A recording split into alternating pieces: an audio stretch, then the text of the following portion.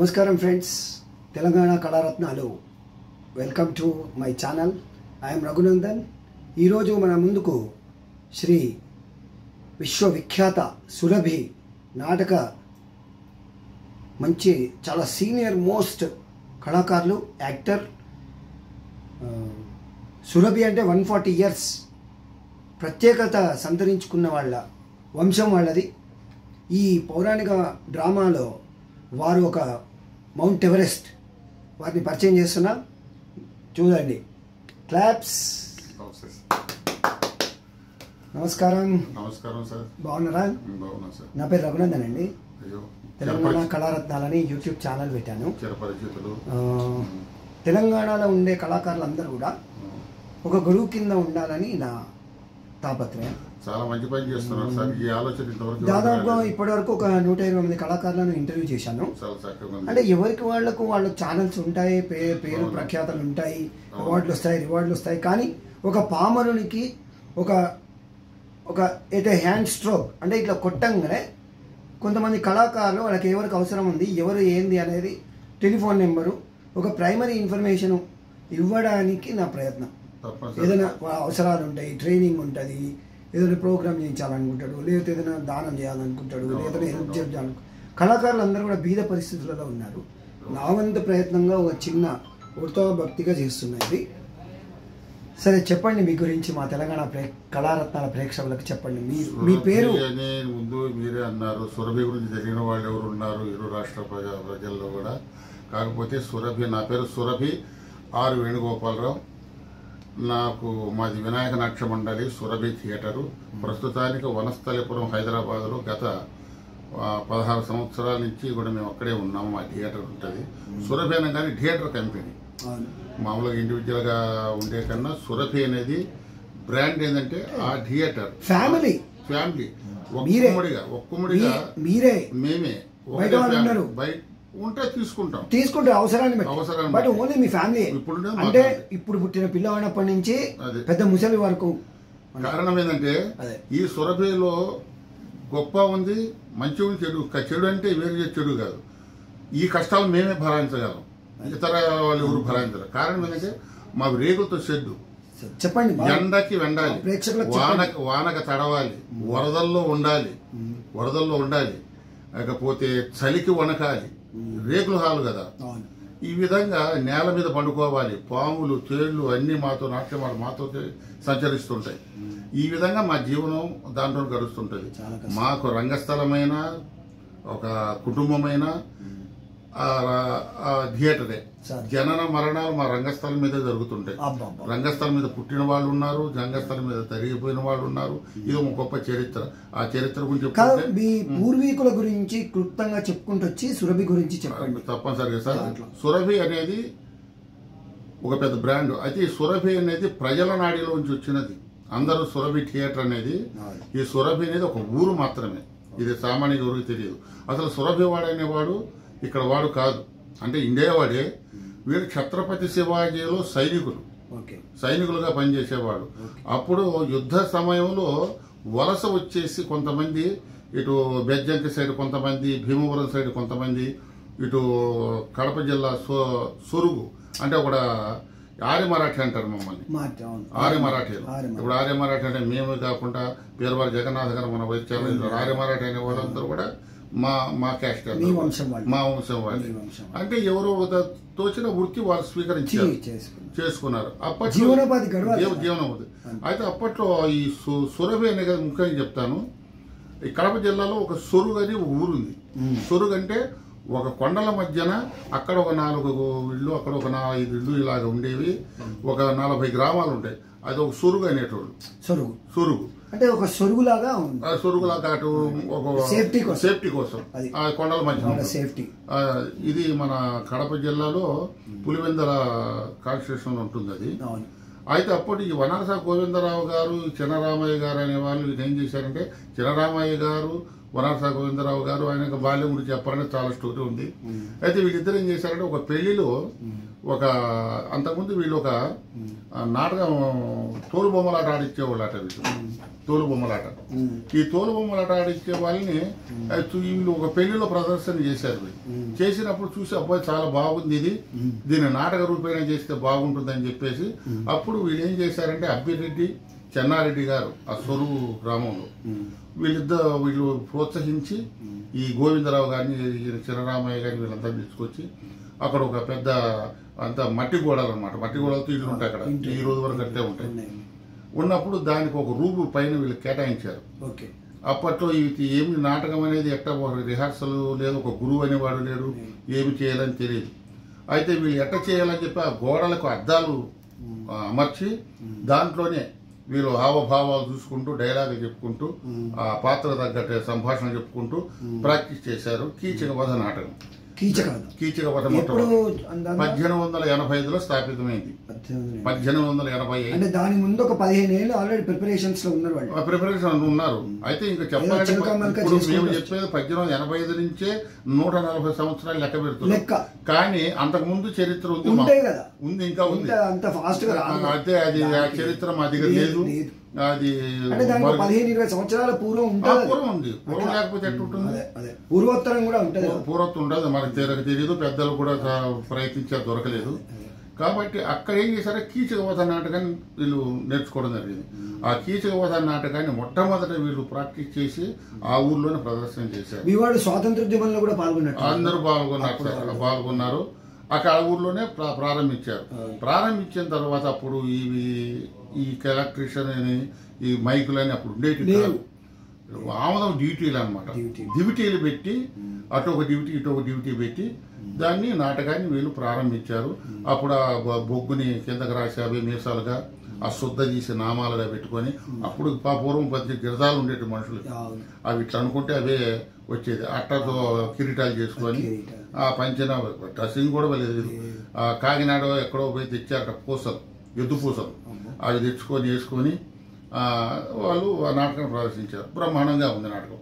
అరే బ్రహ్మాండంగా నాటకం ఉంది, పక్క ఊర్లో అలాగా వేశారు. అట్లా వేసుకుంటూ వీళ్ళు సంచారం ముందుకు తాగారు. ఏ ఊరు అంటే ఇప్పుడు మనం బండ్లు కట్టుకొని పోయేటోళ్ళు అన్నట్టు వీళ్ళ నాటకం ఎట్ట ముందుకు తాగింది ఇటు ముందుకు. అది ఏ ఊరోళ్ళు వీళ్ళు అంటే పలానా సొరుగుపై సురవైపోయింది. అయితే అప్పట్లో ఈ గోవిందరావు గారు వీళ్ళు ఏం చేశారంటే ఇట్లా కాదు, ఈ నాటకం బాగా ఆదరిస్తున్నారు కాబట్టి నాటకం ఉంది కాబట్టి దీన్ని అంతకుముందు ఆడపాత్రలు వేరే వాళ్ళు ప్రవేశపెట్టినా కూడా ఈ సెకండ్ టైం ఈయన ఫ్రెండ్స్ వినండి, జాగ్రత్తగా వినండి. గోవిందరావు గారు ఏం చేశారంటే ఈ ట్రిక్సీన్లు వర్క్ ఇవన్నీ కూడా అటు మద్రాసు వెళ్ళి కొన్ని ఆయన సంచారం చేశారు. కొద్దిగా అక్కడ ఇక్కడ సంచారం చేసి ఏమి చేయాలి, వర్షం పడాలంటే ఏం చేయాలి, బాణాలు గుర్తుకోవాలంటే ఏం చేయాలి, మంటలు రావాలంటే ఏం చేయాలి, ఇలాంటి ట్రిక్స్ అన్ని కూడా వీళ్ళు ప్రవేశపెట్టారు. వీళ్ళు చేయటం మొదలుపెట్టారు తాళతో. అప్పుడు తాళే కదా మనకి లేవు కదా, అంతా ఆ విధంగా చేస్తుంటే అప్పుడు బాగానే ఇంప్రూవ్ అయ్యారు. ఆ డ్యూటీలు పోయి లాందర్లు ప్రాక్టీస్ చేసి ఉంటారు కదా వాళ్ళు, బ్రహ్మాండం ప్రాక్టీస్. అప్పట్లో ఏంటంటే సార్ ఇప్పుడు పొద్దున్న 9 రాత్రి 9 బిగిన్ చేస్తే తెల్లారి 7, 8, 5 నాటకం వేసే లోపల చాలా మా చిన్నతనంలో మేము కూడా వేసినప్పుడు మా గత 20 ఏళ్ల క్రితం తెల్లారిపోయేది మా నాటకం. ఇప్పుడు చూసేటోళ్ళు. అయితే డ్యూటీలు పోయేది లాందర్లు వచ్చాయి. ఈ లాందర్లు కట్టి కొన్ని రోజులు ఆడారు. ఈ లాందర్లో అయిపోయినాయి. అయిపోతే పెట్రోల్ మాస్టర్ తల్ల కిందలు ఉండేవి, కింద మ్యాంటిల్ ఉండేది, పైన గ్యాస్ కొట్టేది ట్యాంక్ ఉండేది. అవి పెట్టి ఆ రోజుల్లో ఆ పెట్రోల్ మాస్టర్ అంటే కరెంట్ లేని రోజుల్లోనే కలర్ బాక్సులు వాడారు. ఎలాగంటే కృష్ణాల డబ్బా తీసుకొచ్చేటోళ్ళు, మన 5 రూపాయల టిన్ ఉంది కదా, ఆ టిన్ను తీసుకొచ్చి దానికి బెజ్జాలు కొట్టి దానికి ఒక కలర్ పేపర్ పెట్టి ఒక కర్ర గట్టి ఇటు ఒక డూము ఒక డబ్బా అటు ఒక డబ్బా ఈ పెట్రోమాక్స్ లైట్ల మీద జించేవాడు. ఎరుపు అంటే ఎరుపు, పసుపు అంటే పసుపు, వైట్ అంటే వైట్ వచ్చేది. అలాగా కలర్ పోక్సులు వాడారు పెట్రోమాక్స్. ఆ విధంగా ఇంప్రూవ్ అయిన ఈ కంపెనీ గతంగా ఇప్పుడు సురభి అనేది అక్కడ ప్రారంభమైంది. ఇక కొంత అలాగా 40 సమాజాల దాకా విస్తృతంగా పెరిగిపోయినాయి. ఫ్యామిలీ పెరిగింది కాబట్టి ఈ గోవిందరావు గారు ఏం చేశారు, ఆయన ఆదిపురుషుడు 10 మంది కూతుర్లు తలాకు ఒకరికి ఇచ్చి కంపెనీ కట్టించి, తలాకు ఒక అల్లుడు కంపెనీ కట్టి తలాకు ఒకరికి కూతురికి పెళ్లి చేశారు. మాది వినాయక నాట్యం, మాది కమలానంద నాట్య మండలి మాది. అయితే వీళ్ళు ఇలాగుంటే మాది ఇలాగ లేదు. మా వాళ్ళు ఇది భాగవతం చెప్పేటోళ్ళు. ఇది భాగవతం అంటే పొద్దున్నే వచ్చి పండితుల్లాగా వీళ్ళు మా ముత్తాతలు వాళ్ళు హుండి భీమవరం ఉంది కదా, ఆ భీమవరం వాళ్ళు స్థాపితం చేశారు. ఇది మా వినాయక నాట్య మండలి. వీళ్ళు ఇట గోవిందరావు గారు ఫ్యామిలీ ఇటు విరుక్కుంటూ వచ్చింది. అంటే మాలో 4 కులాలు ఉన్నాయండి. రేకందార్, వనారస, అవేటి, సింధి. ఈ 4 కులాలు, 4 వంశాలు. ఈ 4 కులాలు. ఈ మాదేమో రేకందారు, ఇంకొకరు అవేటి, సింధే, వనారస. ఈ పిల్లలకేమో వీళ్ళందరికి కూడా ఈ వనారస వాళ్ళే పిల్లలు ఇచ్చటం. ఈ రేకందాർക്ക് కానీ అవేటి పిల్లలకు కానీ ఈ వనారస పిల్లల్ని వీళ్ళు చేసుకున్నారు. అప్పుడుండే పెద్దలు మీకు పొలిటికల్ గా మీకు హెల్ప్ చేశారు? అప్పుడు పొలిటికల్ అంటే అది మళ్ళీ మా నాన్నగారికి అవి పొలిటికల్ చేశారండి. అయితే ఏమైందంటే అప్పట్లోనే ఇప్పుడు గొప్పగా చెప్పుకోవడం కాదు, ఆ రోజుల్లో వరకట్న నిషేధం ఉండేది మాకు. అప్పటి నుంచి నేటి దాకా కూడా ఉంది. ఆ రోజుల్లోనే మేము వరకట్నం తీసుకుని సోషల్ సంఘ సంస్కర్తలు అన్నట్టయితే. అయ్యో ఎప్పుడో వరకట్న నిషేధం ఆ రోజే చేశారు. ఇంకొకటి గోవిందరావు ఏం చేశారంటే వర్ణ సంకరం, ఏంటంటే కుల మతాలు భేదాలు లేకుండా కూతుర్ని ఇవన్నీ కూడా అన్ని ఫ్యామిలీలు కలుపుకున్నాడు. కావాల్సిన నాటకం ఈ వరసకరం ఆనవరం జరిగిపోయింది. అయితే ఈ విధంగా జరుపుకుంటూ వచ్చినప్పుడు మీరు పెద్దలు ఎవరు హెల్ప్ చేయలేదంటే అప్పట్లో మేము మా సమాజం ఇటు భీమవరం నుంచి మేము నేర్చుకునేది సౌదాం అనే నాటకం నేర్చుకున్నాం. దీన్ని గొల్లభామ అని పిక్చర్ తీశారు. గొల్లభామ అంటే పాతది ఈలపాటి రఘురామయ్య గారు మొట్టమొదటి గొల్లభామ. ఆ గొల్లభామలో ఉన్న శ్లోక అది మాది స్క్రిప్ట్ అసలు అది మేము రాపించాం. మేము ఆయన భీమవరంలో మేము రాపించామన్నమాట. హుండీలో పత్తిపాటి నాగభూషణ శర్మ గారని, అంటే వాళ్ళు ఉన్నారని నేను చూతూనే ఉన్నాడు. మాకు 4 నాటకాలు రాశారు. అది ఒకటి విజయసేన అని నాటకాలు రాశాడు. అయితే దాంట్లో ఆ నాటకం మేము ఆడే టైంలోని ఇది ఎట్లా పోయిందో పుస్తకం పోయింది సినిమా రంగానికి. అది మాయమైపోయింది. సరే వాళ్ళతో మా కంపెనీ అక్కడి నుంచి బయలుదేరుకుంటా అప్పట్లో మా నాన్నగారు, మా ముత్తాత గారు రామారావు గారు, ఆయన తమ్ముడు చిన్న రామారావు గారు, ఆయన 2 కొడుకులు, కోటేశ్వరరావు గారు, రామచంద్రరావు గారు అని. మా నాన్నగారేమో కోటేశ్వరరావు గారి సంతతి. వీళ్ళు ఒక 5 మంది అన్నదమ్ములు, ఒక ఆడపిల్ల. నేను రెండో వాడిని, నరసింహరావు గారి కుమారుడు, నేను రెండో కొడుకుని. ఈ విధంగా ఉన్నప్పుడు మా నాన్నగారికి బజివేళ గోపాలరెడ్డి గారు ఆ రోజుల్లో, అప్పుడు కరెంటు లేదు కదా, కరెంటు ఉంది కానీ కరెంటు తీసుకునేటోళ్ళం కాదు, కరెంటు చాలా టైట్గా ఉండేది. అప్పట్లో ఆయన ఛాలెంజ్ ప్రకటన చేసేటోడు మా నాయన నాటకానికి. ఆ మరాఠీ వేసినా హరిశ్చంద్ర వేసినా ఛాలెంజ్ పెట్టేటోడు 116 అంత గొప్పగా మంచి యాక్టర్ ఆయన, గొప్ప యాక్టర్. అలా లలిత శివజ్యోతి వాళ్ళు కూడా మా నాన్నగారిని పిలిచారు రమ్మని. అది లవ్ కుశాను రహస్యం తీసిన వాళ్ళు. నెల్లూరు జిల్లాలో విపరీతంగా ఆడినప్పుడు వాళ్ళు కూడా పిలిచారు. ఈయన పోలేదు అనుకుని పిల్లలు వదిలిపెట్టి రానని. అప్పట్లో బెదవాడి గోపాలరెడ్డి 5,000 రూపాయలు ఇచ్చి నటసింహ బిరుదు కూడా ఇచ్చాడు అప్పట్లో బెదవాడి గోపాలరెడ్డి గారు. అప్పట్లో 5,000 అంటే ఆ 5,000 పెట్టి మొత్తం వీళ్ళకి కావాల్సిన పరికరాలు, ఇంజిన్, డైనామైట్, ఎలక్ట్రిషియన్, మైక్ సెట్ మొత్తం తెచ్చుకొని ఇంకా మిగిలిపోయినాయి డబ్బులు వాళ్ళకి. ఆ రోజుల్లో డబ్బు ఇప్పుడు 50 లక్షలు, 50 ఎక్కువ కోట్లు కూడా కావచ్చు సార్ ఆ రోజు. ఇప్పుడు నేను చెప్పేది 52 ఆ ప్రాంతంలో. అప్పుడు నా జననం అప్పుడే 62 పుట్టాను అప్పుడే. ఆ విధంగా దినదినాభివృద్ధి చెందుతూ సురభి. ఇంకొకటి గొప్ప సంగతి ఏంటంటే ఇప్పుడు టాకీ మూవీ సినిమా రంగం ఉంది. సినిమా రంగంలో టాకీ మూవీ భక్త ప్రహ్లాద 1934లో ఇది రిలీజ్ అయింది. 34 ఈ టాకీ మూవీ భక్త ప్రహ్లాదని సేమ్ మా సురభి నాటకానికి తీశారు. సురభి కాపీ కానీ మా కూడా తీశారు. దాంట్లో నటించిన వాళ్ళు కూడా సురభి, కమలాబాయి, లీలావతి, ప్రహ్లాదుడు కూడా అంతా మా వాళ్ళే. టాకీ ఫిలిం మొట్టమొదటి మాతోనే బయటకు వచ్చింది. ఎల్పి రికార్డు మాతోనే బయటకు వచ్చేది. ఆ రోజుల్లో బర్మన్, డక్కన్, జర్మనీ దేశాలకు పోయి తెలుగు నాటకాన్ని ప్రదర్శించింది సురభి వాడు. ఆ రోజుల్లోనే విదేశీయానం. అది కూడా ఎక్కడి నుంచి? యానం నుంచి పోయారు. యాదవ్ నుంచి విదేశీయానం పోయినారు. అది మేము ఒక నాటకం అయినప్పుడు కూడా చెప్పారు. ఆడ కొంతమంది ఉన్నప్పుడు చెప్పినప్పుడు మీ వాళ్ళు ఇక్కడి నుంచే పోయారండి, యానం నుంచే పోయారు వాళ్ళు అని, రంగుని వెళ్ళారని చెప్పేసి అన్నారు. అది కూడా మేము తెలుసుకోగలిగినాం. అయితే ఆ రోజుల్లోనే వేశారు. ఎల్పి గారి సినీ రంగానికి. సినిమా రంగంలో చాలా మంది మా వాళ్ళు కూడా నిష్ణాతులే ఉన్నారు. సురభి బాల సరస్వతి అని వీరంతా కూడా దాంట్లోనే ఉన్నారు. మా వాళ్ళ సినిమా రంగంలో చాలా వరకు ఈ టెక్నిక్స్ ఇవన్నీ కూడా నేర్పించారు. వాళ్ళు వచ్చి మా నాటకాలు చూసేటోళ్ళు, మా ప్రక్రియ వాళ్ళు తీసుకునేటోళ్ళు. వాళ్ళు ఏమైనా కొత్త నేర్పిస్తే మళ్ళీ మేము తీసుకుంటాం. 24 గంటలు కూడా ఇదే ఆలోచిస్తుంటారు. మాకు రెండు ఆలోచన. ఈ రోజు ఒకటి చెప్తున్నా సార్, అది ప్రేక్షకులకి మీకు కూడా చెప్పాల్సిందంటే, మాకు రెండో ఆలోచన మాకు లేదు సార్.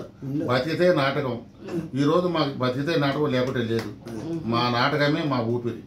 నాటకం ఉందనుకోండి, మాకు దమ్ముతో పడ్డవాడు కూడా లేచిపోతాడు.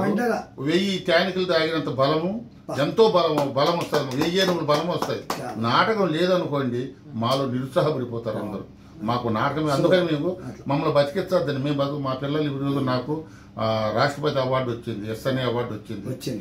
పోతే అటు ఆంధ్ర నుంచి మన చంద్రబాబు నాయుడు గారు కళారత్న ఇచ్చాడు. అప్పుడు వైఎస్ఆర్ అచీవ్మెంట్ అవార్డు వారు ఇచ్చారు. మన ఇక్కడ ఇక్కడ మొట్టమొదటి తెలుగు నాటక అకాడమీ ఉండేది మనకు. అప్పుడు ఇవ్వకుండా పూర్వం. అప్పట్లో నాకు తెలుగు నాటక అకాడమీ వాళ్ళు నాకు రంగస్థల కళాధ్వర్య మొట్టమొదటి నాకు అవార్డు వచ్చింది. అటు స్టేట్ అవార్డులో ఒక 4 తీసుకోగలిగినాను ఆ రోజుల్లో. ఇప్పుడు మీ టీంలో ఎంతమంది ఉన్నారు? ఇప్పుడు నా టీంలో ఒక 40 మంది ఉన్నారండి. 40 మంది కూడా. గొప్ప సంగతి ఏంటంటే, ఎప్పుడైనా మా పిల్లలు ఈ నాటకం ముద్ర నాయన అంటారేమో, కట్టేసి మనం మానేద్దాం. చదువుకుంటున్నారు కదా, చదువుకున్నారు. గ్రాడ్యుయేట్ పిల్లలండి. మాకంటే లేదు కానీ మా పిల్లలు మనవరాళ్ళు బ్రహ్మాండ. ఈ రోజు వరకు ఐటీ చేస్తుంది ఒక మన పెద్ద మనవరాలు. ఒక్కొక్కరు చదువులో ముందే ఉన్నారు. అబ్బో చదువు మాకు రాకపోయినా పిల్లలు చదివిస్తున్నాను. ఇది మా రమణాచార్య గారు సూచన. సరే, ఇప్పుడు మనం మధ్యలో మీరు ఏదో ఆపారు, సురభి గురించి చెప్పండి. సురభి గురించి ఈ విధంగా దినదినాభివృద్ధి చెందుతూ వచ్చిన సమాజాలు 1980 దాకా ఆంధ్రప్రదేశ్ మన ఇప్పుడు ఉమ్మడి రాష్ట్రం చెప్తున్నారు సార్. తెలంగాణ, ఆంధ్రప్రదేశ్ 40 సమాజాలు ఉండేవి. అన్నీ మూతపడిపోయినాయి. అన్నీ కూడా మూతపడిపోయి ఇప్పుడు కేవలంగా చెప్పుకోవడానికి 3 ఉన్నట్టున్నాయి సురభి థియేటర్. అందులో ఎవరు కూడా ఇప్పుడు కూడా దీంట్లో బతకడానికి ఎవరికి ఇష్టపడటం లేదు. ఈ మిగతా థియేటర్లన్నీ కూడా మూతపడే కారణం ఏంటంటే, దీంట్లో కష్టం సార్. సుఖానికి అలవాటు పడ్డప్పుడు ఈ కష్టానికి ఎవరు వచ్చారు సార్. నేను ఇందాక చెప్పాను కదా, ఎండకు ఎండాలి, వానకు తడవాలి, చలికి వడకాలి, పస్తులు ఉండాలి. మాకు నాటకం ఆడితేనే భుక్తి, లేకపోతే లేదు. ఇప్పుడు నేను ఇలా ఉన్నానంటే నాటకం ఆడి నేను ఇలా లేను. నా పిల్లలు మంచిగా శుభ్రంగా బయట ఏదో మేకప్ చేసుకుంటూ వాళ్ళు ఏదో నడుపుతున్నారు, వాళ్ళు నడుపుతున్నారు. మమ్మల్ని వాళ్ళు బ్రతికిస్తున్నారు. వాళ్ళు నేను బ్రతికించటం లే, నన్ను వాళ్ళు బ్రతికిస్తున్నారు. ఎప్పుడైనా అడపదడప నాటకాలు వస్తే నేను వేస్తున్నాను. అంటే ఇతోధికంగా ఇంచుమించుగా అందరు కలిసి మెలిసి చేసుకుంటారు. మాకు ఒకటే సార్, ఇటు ప్రభుత్వం కానీ ఎవరిని కూడా నేను మొట్టమొదటి ఒకటే కోరుతున్నా సార్, నాటకాన్ని మమ్మల్ని బతికిస్తుంది. ఇప్పుడు మాకున్న నా వయసు అయిపోయింది. 100 year సెలబ్రేషన్స్ కూడా చేసినట్టున్నారు కదా. ఇది 100 years అప్పుడు చేసి అప్పుడు బ్రహ్మాండం చేశారు సార్. అప్పుడు దీని మీద అభిరుచి ఉండేది సార్. సురభిని ఆదరించేవాడు. అప్పట్లో రమణాచార్య గారు అప్పుడు మనకు డైరెక్టర్గా ఉన్నప్పుడు అప్పట్లో చేశారు. అప్పుడు టీడీ ప్రభుత్వం ఉన్నది. అప్పట్లో మీకు తెలిసే ఉంది, మీరు తమరు కూడా వచ్చారు. అప్పట్లో వచ్చినప్పుడు చేశారు. కానీ చెప్తున్నాం, మా పరిస్థితి ఎవరికి తెలియదని కాదు. ఏ ప్రభుత్వం ఏం కష్టాలు ఉన్నాయి చెప్పండి. కష్టాలంటే మేము ఒకటే సార్, మాకు నాటకం కావాలి, నాటకం బ్రతకాలి. మమ్మల్ని బ్రతికిస్తానండి, మమ్మల్ని బ్రతికిస్తామని మీరు అడగం. నాటకం బ్రతకాలంటే ముందు మీరు నాటకాన్ని బ్రతికించండి. ఆ నాటకం బ్రతకాలంటే దానికి కావలసిన వనరులు. ఇప్పుడు నాటకం కావాలంటే ఊరికే నాటకం ఆడండి అంటే ఎట్లా ఆడతాం? మేకప్ ఖర్చు ఉంది, కాస్ట్యూమ్స్ ఖర్చు ఉంది, తిండి ఖర్చు ఉంది, మామూలుగా డ్రెస్సింగ్ ఖర్చు, ఇవన్నీ ఖర్చులే కదా సార్. బయట ఆడమంటే 1,00,000 రూపాయలు ఖర్చు పెట్టుకుని ఆడుతున్నారు ఒక్కొక్కరు. అన్నీ మాకేమైనా అయినప్పుడు కూడా మాకు ఖర్చులు ఉన్నాయి. కానీ ఫేమస్ దేనికంటే ట్రిక్స్ ఈ రోజు వరకు సురభి సినిమాలలో కనిపించే ట్రిక్స్ అన్ని చూపెడతారు. సినిమానికి వనామాలు నేర్పించిందే మేము. అయితే సినిమాలో మీకు అది మీకు ట్రిక్స్ దాంట్లో కంప్యూటర్ లో చూపిస్తారు, మేము లైవ్ చూపిస్తాం ప్రత్యక్షంగా. కాబట్టి ఒక మనిషి ఉంటాడు అక్కడ, ఒక్కరు కదా సార్. వీడు యాక్టరు, వీడు కోసం లేదు అట్లేదు. ఈ రోజు నేను ముందు తెర ముందుకు వచ్చి నేను రాజుని వేసానంటే తెర లోపలికి వెళ్ళి నా పరదా నేను లాక్కోవాలి, నా కుర్చీ నా సింహాసనం నేను పెట్టుకుంటాను. అంటే సమిష్టి కృషి. చిన్న పెరిగి ఒక్కల నా వల్ల కాదు, మేమందరూ కష్టపడతారు. తెర ముందు గాని తెర వెనక గాని.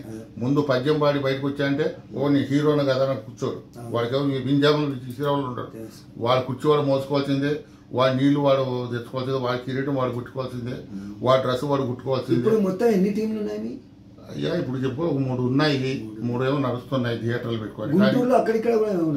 అయ్యా వీళ్ళు దీంట్లో ఇదే చెప్పబోతున్నా. ఈ మూతపడ్డపాటు థియేటర్లు ఏమైనా అంటే వీళ్ళంతా దీంట్లో బ్రతకలేక బయటకు వెళ్ళిపోయి, ఎందుకంటే నిజమే వాళ్ళ కష్టాలు ఉన్నాయి దీంట్లో. ఎందుకంటే మేమంటే ఉన్నాం కానీ బాధపడి మేము ఎందుకు ఉన్నామని మీరు పరిస్థితి చెప్పండి. నాది పెద్ద కుటుంబం, నా ఒక్క ఫ్యామిలీనే, నా కొడుకులు, నా కోడళ్ళు, నా బిడ్డలు, నా మనవాళ్ళు, నేనే నా ఒక్క ఫ్యామిలీ చెప్తా. నేను 22 మంది ఉన్నాం.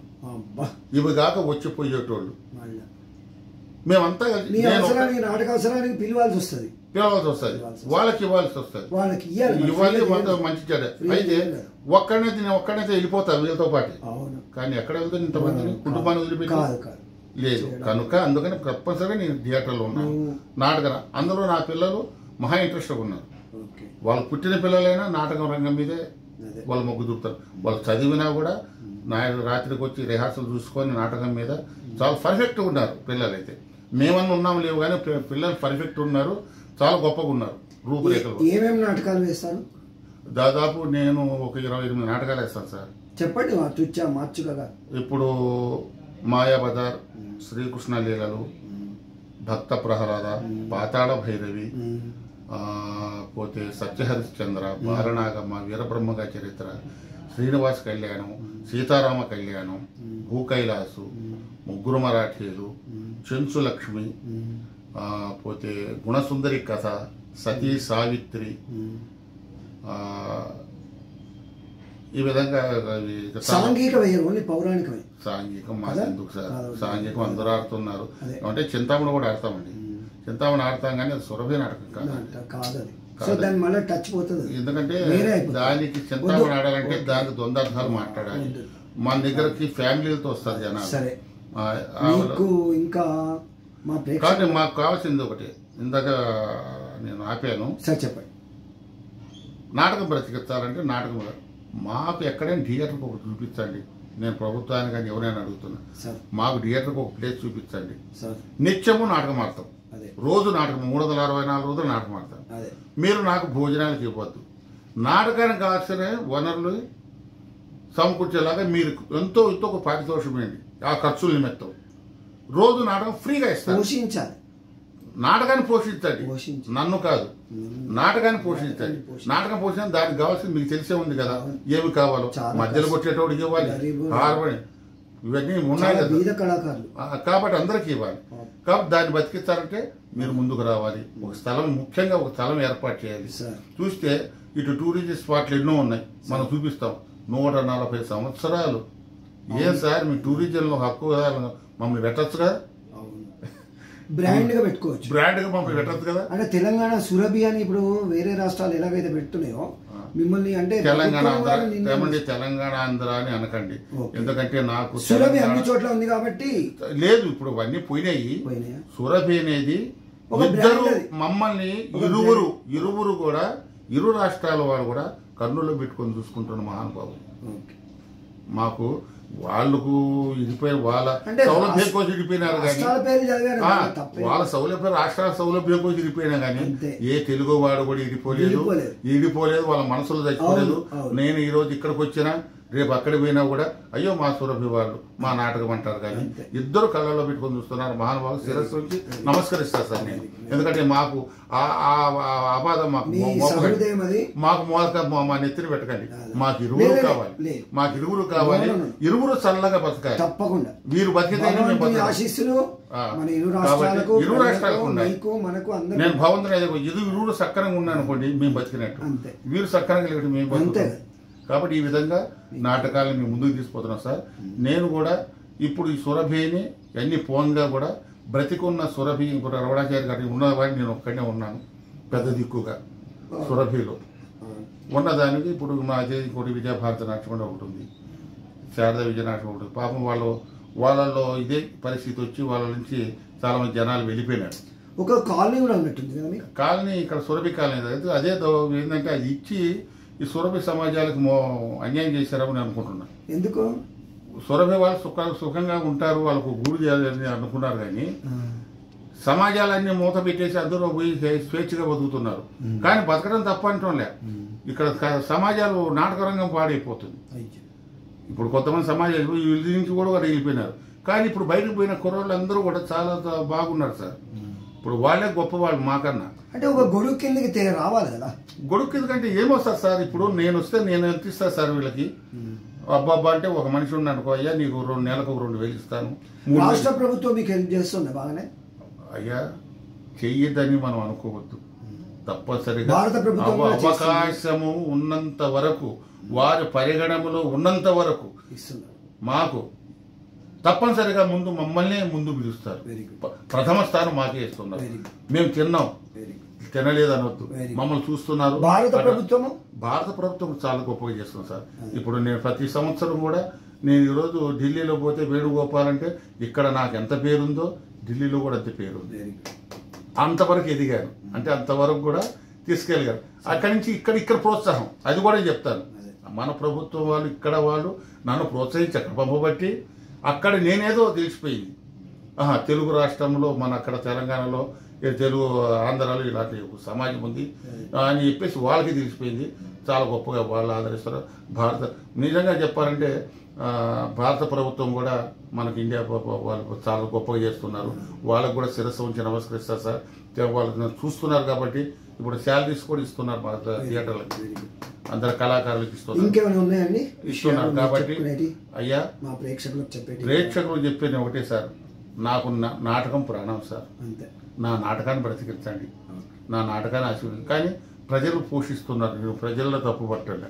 ఈ రోజు వరకు పల్లెటూరులో వెళ్తే నా నాటకానికి తండోపతండాలు వస్తారు. నేను సిటీలో ఉన్నాను, కానీ సిటీలో ఉన్న వనస్థలపురం వేస్తే ఫ్రీ అంటే వచ్చేస్తారు.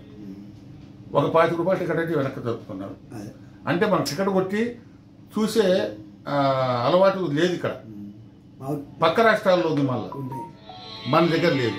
కాబట్టి మీరు ఆ పాత పద్ధతులు కాకుండా ఇంకేమైనా కొంచెం రీసెర్చ్ చేసి మీరు దీని లోపల ఇంకా తుది మెరుగులు దిద్ది మీరు ఇప్పుడు ఉండే ఏఐని కానీ ఆర్టిఫిషియల్ ఇంటెలిజెన్స్ ఆన్లైన్ ఇలాంటివన్నీ కూడా మీరు మేళవించి మీరు ఇంకా ఏమైనా ఇంప్రూవ్మెంట్ చేస్తారేమో అని మీ పిల్లలతో ఒకసారి డిస్కస్ చేసి చూడండి. ఒకసారి ఏమైనా ప్రయోగాలు చేయడానికి ఏదైనా something to reach the general public. ఇప్పుడు జనరల్ పబ్లిక్ లో పోవాలంటే ఇదివరకు మేమంటే ఎవరికి తెలిసేది కాదు.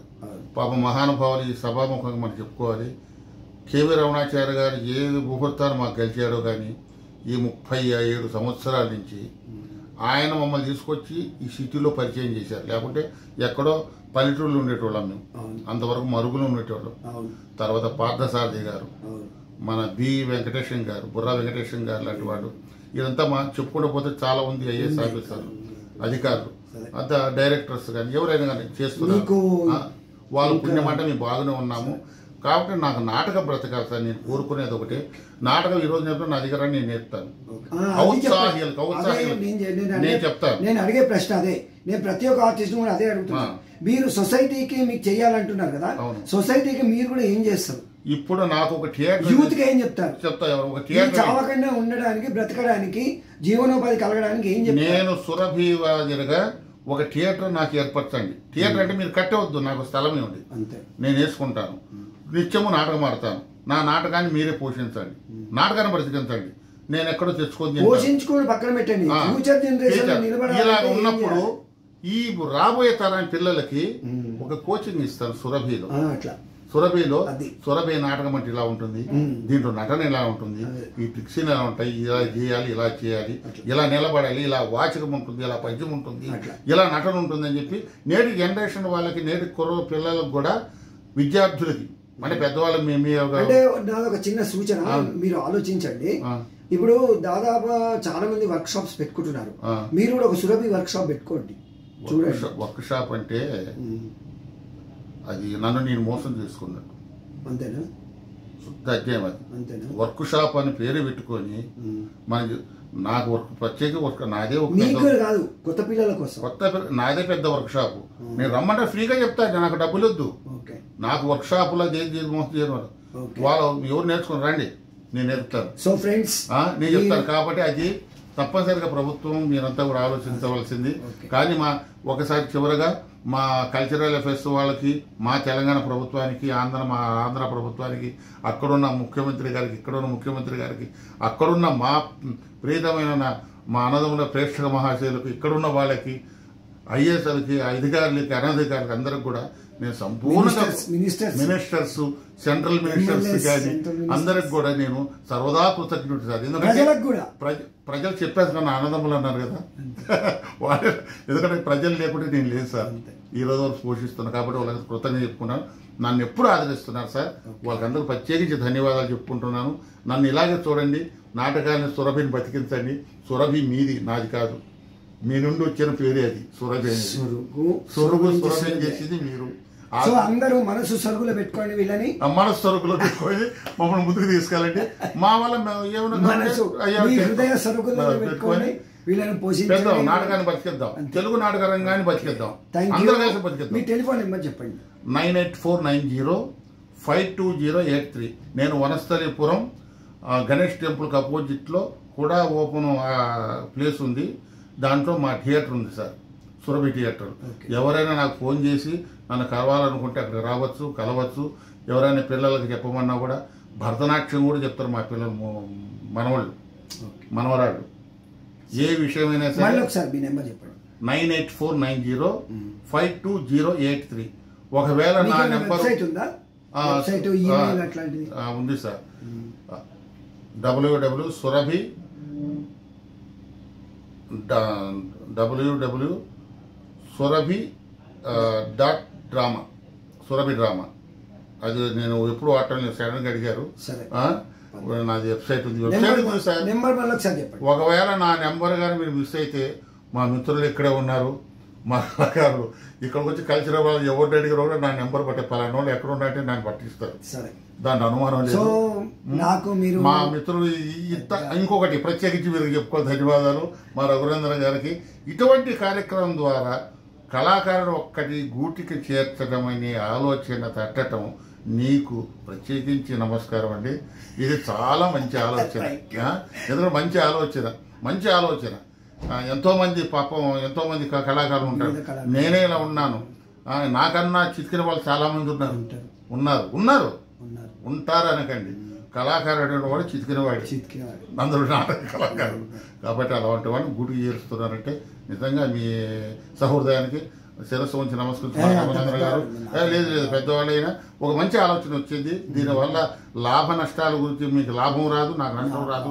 మీరు సొసైటీ గురించి చేస్తున్నారు పని, తప్పనిసరిగా చాలా ఆనందం ఉంది మీకు. Thank you friends.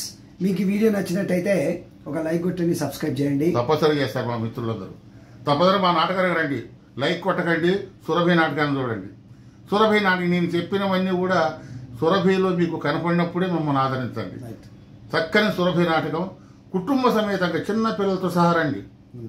అన్ని ఈ వల్గర ఏముండవు, ద్వంద్వార్థాలు ఉండవు. చక్కని మహాభారత భాగవతాల గురించి స్పష్టంగా మేము తెలియజేస్తాం. సనాతన ధర్మాలు ఎట్లున్నాయో మీకు చూపిస్తాం. ఈ రోజు ఇంకొక చిన్న విషయం, మొన్న ఏదో కల్కి సినిమా చూశారు, కర్ణుడు మన ఏదో కాదు లేదు చెప్తున్నా సార్, కృష్ణ చేయటం లేదు. కాబట్టి వాళ్ళు అనుకుంటున్నారు ఉన్నాడా అని. నిజమంటే అంత పురాతన ఉన్నాయి ఇవన్నీ తెలీదు, మనకు తెలియదు అవి. కానీ మొన్న పెట్టాడండి మహానుభావుడు, పెట్టాడండి. వద్దు కాంట్రవర్సీ, చాలా బాగుంది సార్ అది పెట్టింది బాగుంది. సో ఫ్రెండ్స్, మేము ఎవరిని కూడా కించపరిచే ఉద్దేశం మాకు లేదు, బాగుందని చెప్తున్నా. బాగుంది, okay, thank you. So friends, బాగా తీశారు. మీరు కూడా ఇంకా వృద్ధులకు రావాలని కోరుకుంటూ, మీ నాటకం ఇంకా బ్రతకాలని, ఇంకా ఇంకా ఇంకా 500 ఏళ్ళు ఇంకా వృద్ధులకు రావాలని, ఉన్నంత వరకు ఇంకా ఉండాలి. ఇంకా ఇంకా 5 తరాలకు కూడా అంటారు కదా, 5 తరాలు కూడా మంచిగా ఉండాలని, 5 తరాలు బాగుండాలి, 5 తరాలు మంచిగా ఉండాలని కోరుకుంటూ ధన్యవాదాలు. Thank you.